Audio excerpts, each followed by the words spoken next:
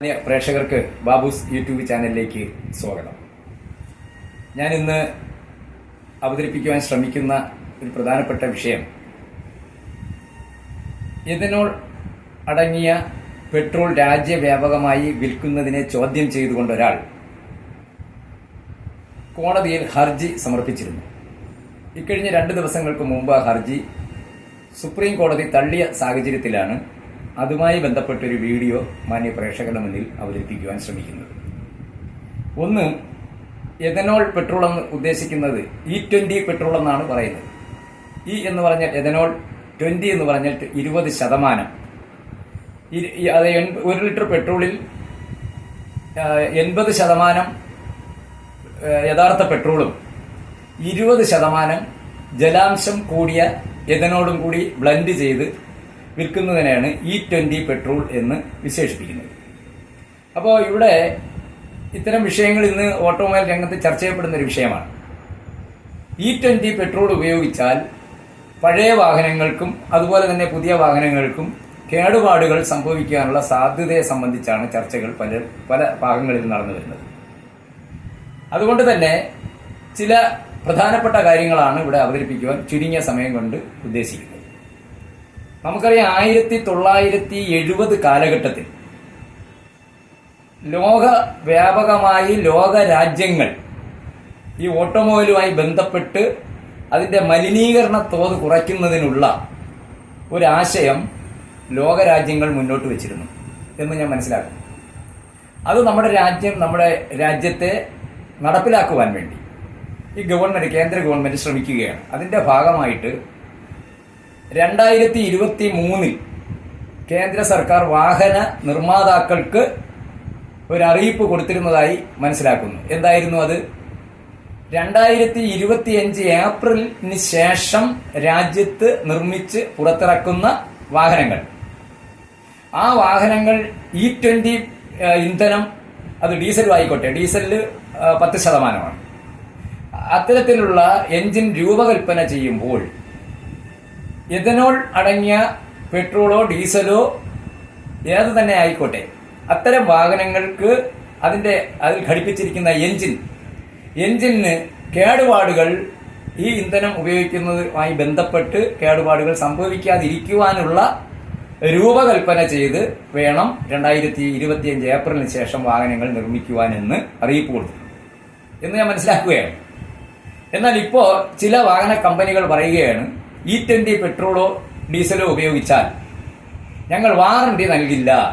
അങ്ങനെ ഈ രാജ്യത്ത് 2025 ഏപ്രിലിന് ശേഷം പുറത്തിറക്കിയ വാഹന നിർമ്മാതാക്കൾക്ക് അങ്ങനെ പറയാൻ കഴിയില്ല. കാരണം ഒരുപാട് നേട്ടങ്ങളുണ്ട്.